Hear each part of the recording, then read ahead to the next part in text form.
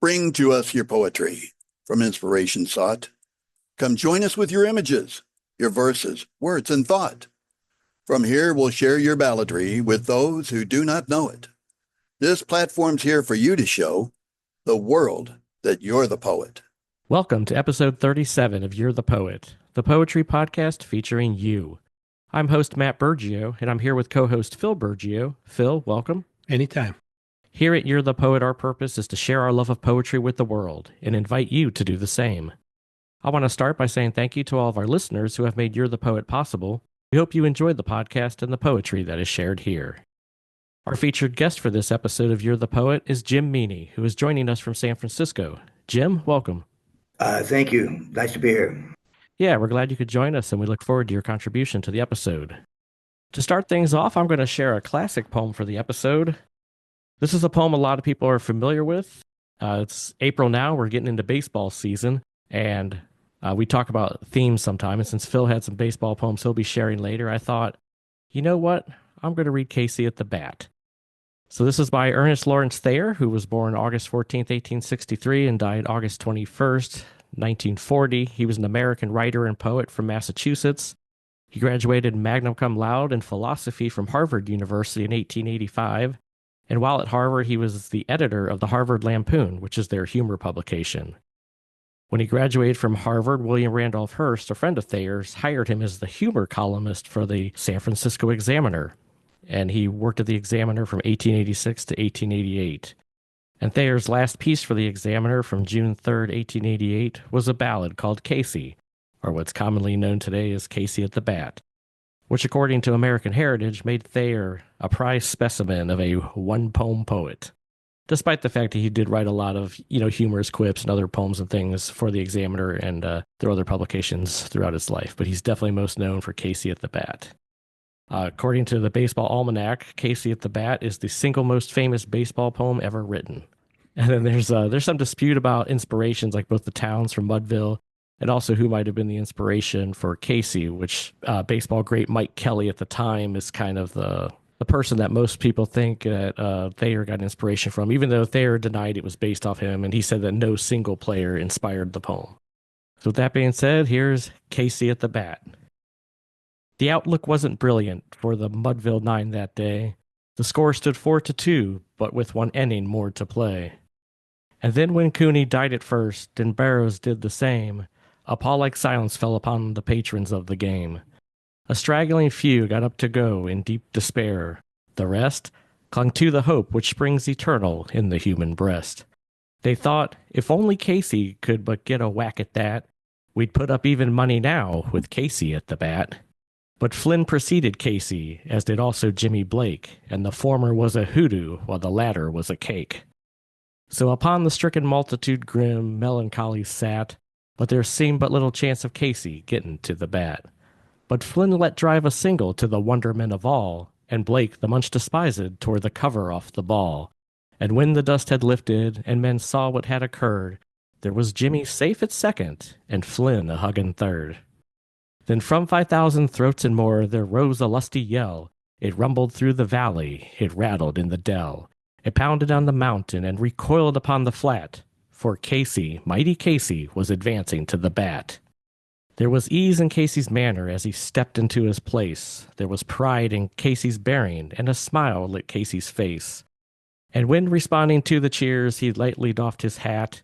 No stranger in the crowd could doubt 'twas Casey at the bat. 10,000 eyes were on him as he rubbed his hands with dirt. 5,000 tongues applauded when he wiped them on his shirt. Then while the writhing pitcher ground the ball into his hip, defiance flashed in Casey's eye, a sneer curled Casey's lip. And now the leather-covered sphere came, hurtling through the air, and Casey stood a-watching it in a haughty grandeur there. Close by the sturdy batsman, the ball unheeded sped. "That ain't my style," said Casey. "Strike one," the umpire said. From the benches, black with people, there went up a muffled roar, like the beating of a storm waves on a stern and distant shore. "Kill him! Kill the umpire!" shouted someone on the stand, and it's likely they'd have killed him had not Casey raised his hand. With a smile of Christian charity, great Casey's visage shone. He stilled the rising tumult. He bade the game go on. He signaled to the pitcher, and once more the dun sphere flew. But Casey still ignored it, and the umpire said, "Strike two." "Fraud!" cried the maddened thousands, and echo answered, "Fraud!" But one scornful look from Casey, and the audience was awed. They saw his face grow stern and cold, they saw his muscles strain, and they knew that Casey wouldn't let that ball go by again. The sneer is gone from Casey's lip, his teeth are clenched in hate. He pounds with cruel violence his bat upon the plate. And now the pitcher holds the ball, and now he lets it go, and now the air is shattered by the force of Casey's blow. Oh, somewhere in this favored land the sun is shining bright, the band is playing somewhere, and somewhere hearts are light. And somewhere men are laughing, and somewhere children shout. But there is no joy in Mudville. Mighty Casey has struck out. Ernest Lawrence Thayer. I first became aware of this poem with the Walt Disney, the cartoon Casey at the Bat. If you're not familiar with it, that's a great way to experience this. Yeah, I agree. That's the first place I saw it as well. Yeah, I'm a beloved poem, especially with baseball season upon us. And it kind of, they even talk about the time, being a humor columnist. Thayer's showing some of that arrogance of some of the players at the time is that, they're going to let the first couple balls go by as a strike because, they have confidence that they can make it happen and be the hero. Fun poem, though. What I think is really great, it is very American, because I think American poets brought poetry out from the academies back to the regular people.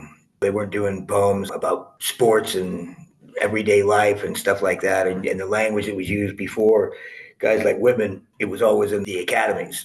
And I thought American poets were great at really bringing poetry back to the regular people.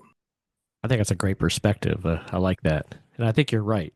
Getting some of that down to earth, things that we could relate to. We've talked about that in some of the previous episodes where we read some of these classic poems and our guests talk about how they can't relate to that. They didn't grow up in situations where they were taking walks in the woods and mountainsides and things like that, born in the ghetto or born in places that were rough and more down to earth instead of, like you mentioned, this academic world. Yeah. So good perspective there. All right, from there, we're going to turn it over to Phil to share his poem or poems for the episode. Phil?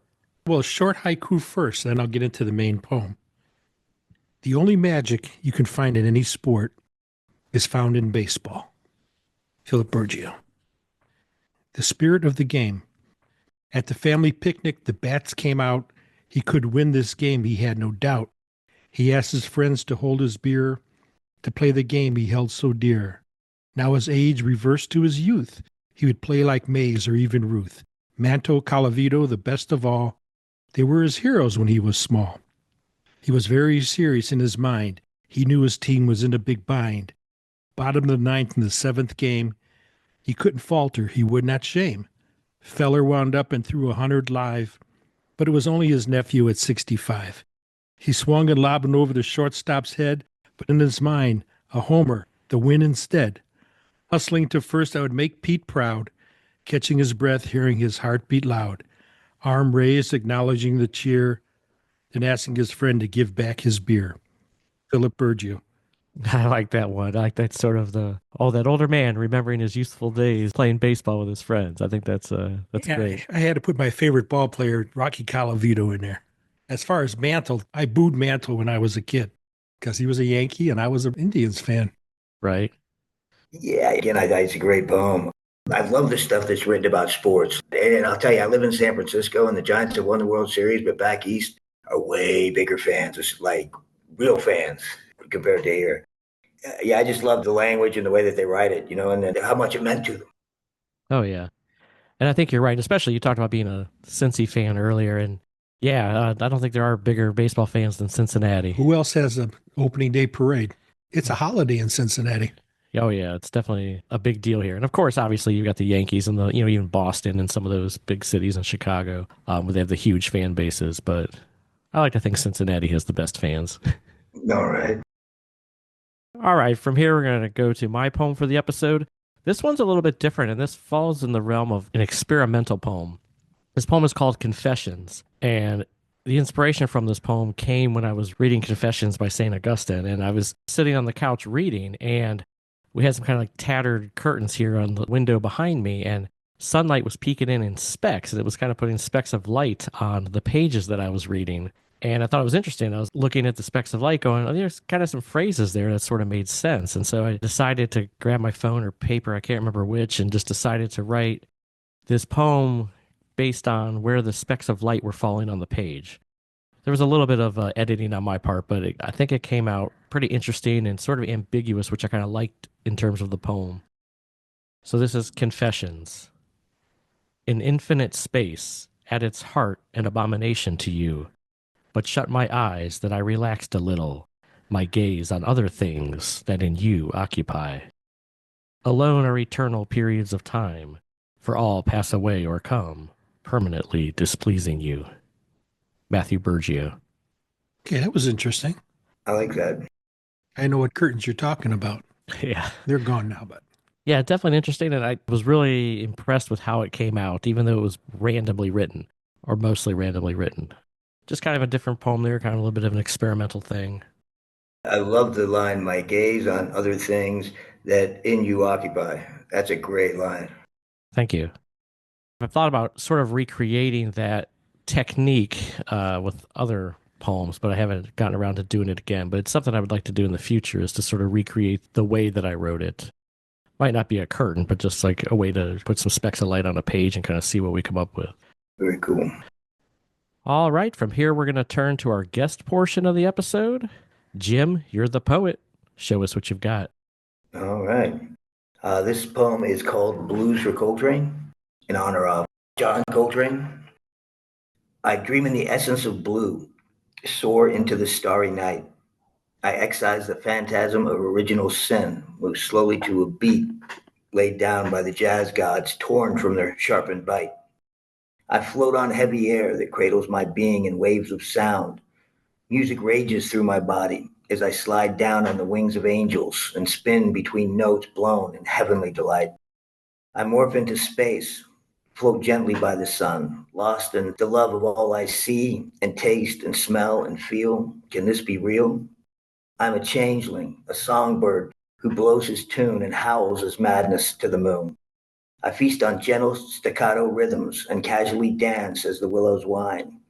So go ahead and bow before your God, because I choose mine, not so much a holy being as a cosmic note played out in infinite time.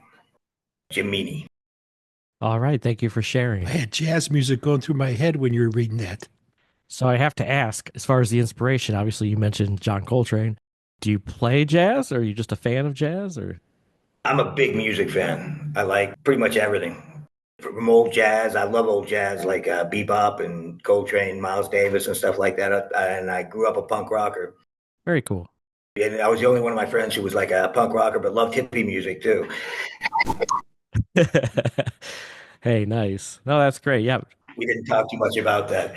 right. Yeah, my background's in music. I've both taught jazz a little bit, even played a little bit of jazz, although I don't consider myself a strong jazz player. But I do really like this poem, and a couple lines that jumped out at me I really liked were that I float on heavy air that cradles my being in waves of sound. I like that line, as well as I feast on gentle staccato rhythms and casually dance as the willows whine.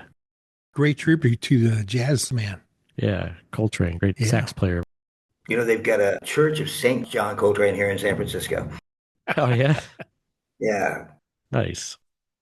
Okay, you got another one for us? sure. This one is called Do Leave the Wild Ones, Please.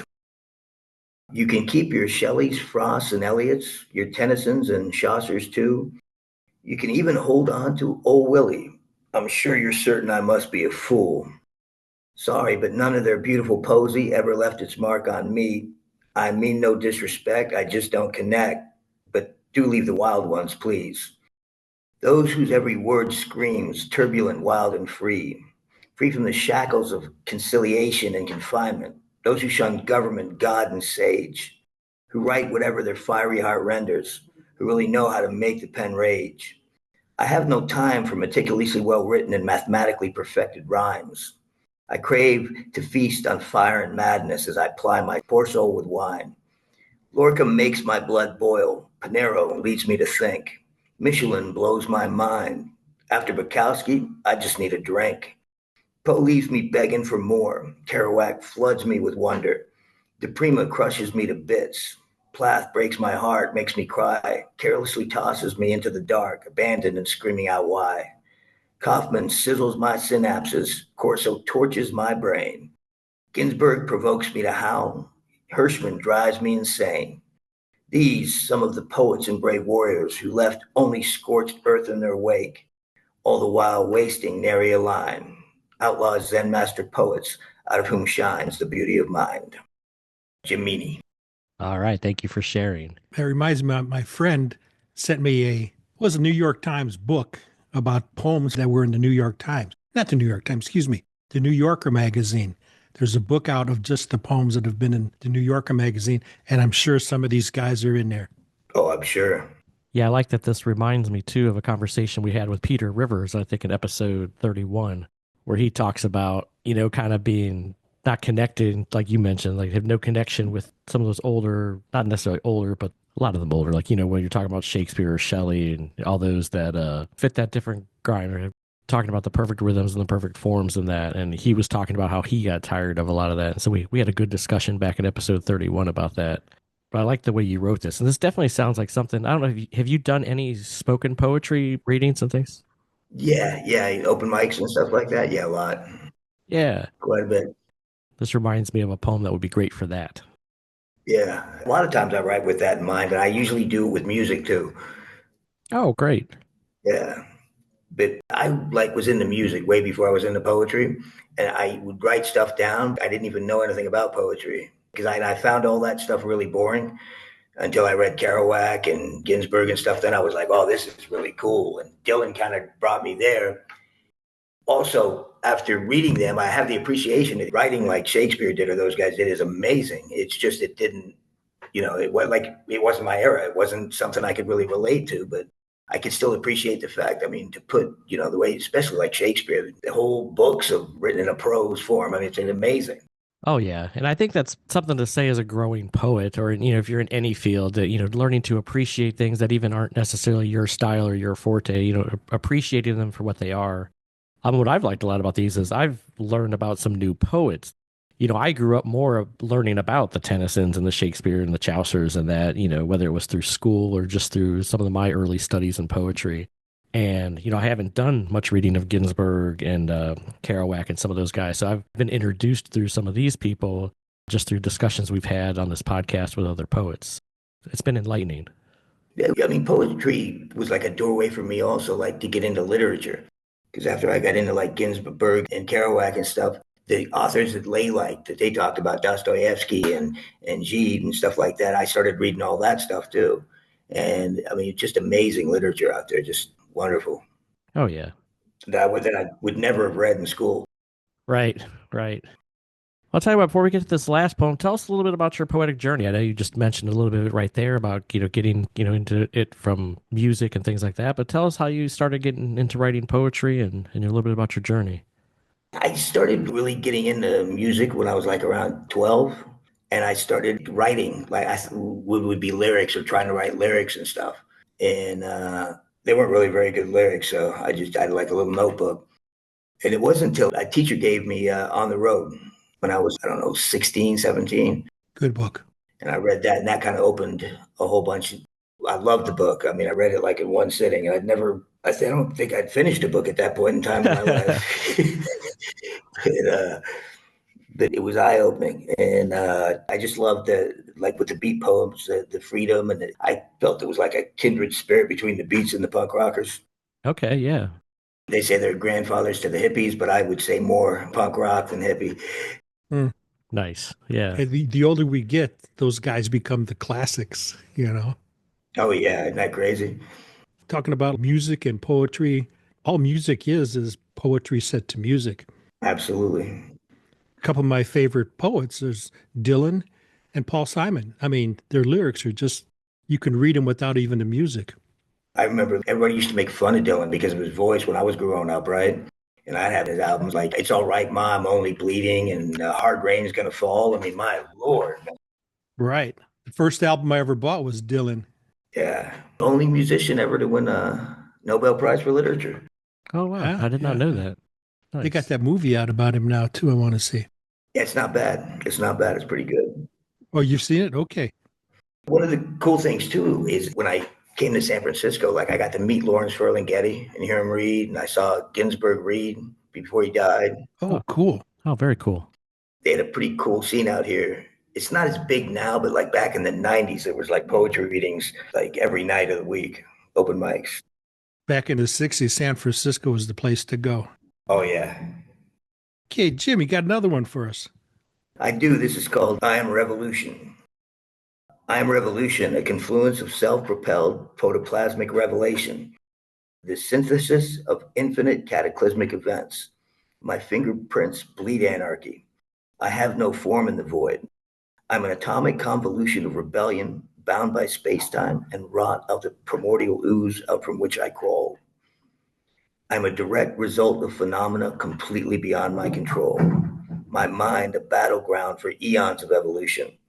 I exist as a continuum of volition that ebbs and flows indiscriminately toward an oblivion that precedes and succeeds all. I am a confabulation of electrical impulses, a web of synergistic energy that incessantly battles forward toward an indeterminate horizon. Meanwhile, universes expostulate inside my skull, strumming the strings of my cranial guitar. Meany. All right. Thank you for sharing. I got to give you credit for reading that. That was a tongue twister. It is. I read it like at open mics and just completely, I think maybe once I got through it. I quit reading it. I tell you what, again, it definitely has that open mic feel, that spoken poetry, spoken word feeling of the poem. And I like the whole concept there, and a lot of good imagery and a lot of the good analogies and things. I would rather enjoy poetry listening to it, especially by the poet himself, rather than reading it. Because if I'm reading your poetry, I'm not going to get your emotion out of it. So I really enjoy listening to poets read their poems. That's what I like about open mics. But what you're saying, you read it yourself and you might see it one way, and then you hear somebody else read it that wrote it, and it's like, wow. Oh, yeah. And I tell you what, the more and more we do this podcast, the more I feel that way. Like I even joked, guest Ryan Morgan from episode 18, he just came out with his debut collection out of Wheel Song called Elementals. But I made the joke, I was like, is there going to be an audiobook version of this? Because when you hear Ryan read his poetry, and all the poets on here, it's night and day. Like when I read it and then I hear the author read it, it's just night and day. Even Phil, when Phil shares poetry with me, I'll be like, it doesn't quite sound right. I'm like, well, here, read it. And when he reads it, I'm like, okay, in your voice, as your poetry is, and it makes sense. So it really, I'm finding that poetry is meant to be heard, not read. I mean, I love the way that Kerouac read, because he always had like a beat. Everything he wrote was influenced by music and jazz. So he always had kind of a beat and a rhythm going, and just the way that he read was amazing. And I think the only poet that ever kind of freaked me out when I heard his voice was Charles Bukowski, because I had pictured his voice being nothing. I figured he'd be a gruff sounding guy, and he doesn't sound anything at all like I pictured him. I was like blown away. I was, what? I bet you there's a YouTube video of those guys reading their poetry. Oh, probably, yeah. Yeah, I got to check that out. Like you said about Bukowski's voice. Yeah, it doesn't fit his poetry at all. Just, or at least what I had pictured anyway. I will have to check that out.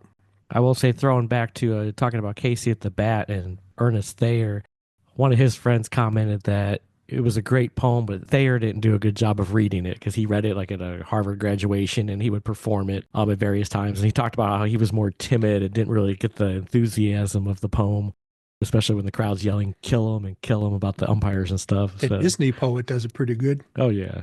But that just made me laugh. Oh, maybe sometimes, I guess, the voice of the poet. But some of these that we've heard have just been amazing. They just really bring it to life. All right, well, before we wrap things up, Jim, is there anything else you want to say about poetry or anything? I just, it's been a wonderful, fun part of my life, my whole life. And I think that, I've gotten a lot out of it, more than just writing, but like it opened my mind to a whole lot of different things. That last thing I ever thought I'd be interested in my life when I was growing up was poetry. Oh, yeah. And then it became just a huge part of my life. And I'm glad it did. Nice. All right. Well, before we close, we've got a little bit of feedback for this episode. And for this feedback, I'm going to turn it over to Phil. Yeah, this is for my friend Ginny E., who lives down in North Carolina. She wrote to me, she goes, I loved your poem on the last podcast. Linda is definitely smiling down at you both. That was my wife who passed away. And the other comment was, I was impressed by the poems the poets wrote about you both for your anniversary. On our anniversary podcast, we had people writing poems about the podcast. That was kind of neat. That was pretty cool. Thank you, Ginny, for those comments. All right, as we wrap things up, we want to let our listeners know we are grateful that you've taken the time to tune in. We hope you're enjoying the poetry shared here, and if you haven't already, please subscribe to the podcast and share it with others. If you would like to support You're the Poet and what we are doing here, we have set up a patron site at buymeacoffee.com/you'rethepoet. Thank you for your support as we continue to grow. If you've written any poetry and you want to share it here, whether you just have an interest in poetry, consider yourself an amateur poet, or are a professional poet with published works, contact us to be a guest on a future episode. Please check out our website and various social media outlets to keep up to date with You're the Poet. You can find us on Facebook, Instagram, YouTube, and our website, you'rethepoet.com. Until next time, Phil, thanks for joining us. Anytime. Jim, thank you for being our guest. Thank you for having me. All right, thank you guys. Goodbye.